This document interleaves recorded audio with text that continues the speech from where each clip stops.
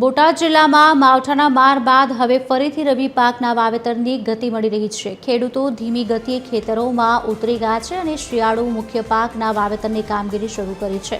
માવઠાથી ખેડૂત પાયમાલ થયો છે, ત્યારે સરકારે સહાય તો જાહેર કરી, પરંતુ દેવા માફ કરે તેવી ખેડૂતો માંગ કરી રહ્યા છે।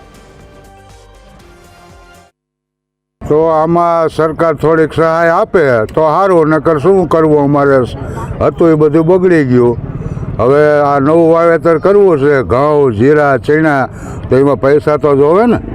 હું ચણા, ઘઉં, જીરું એવું વાવેતર કર્યું છે, પણ એમાં શું છે કે ખેડૂત પાસે કાંઈ રહ્યું નથી।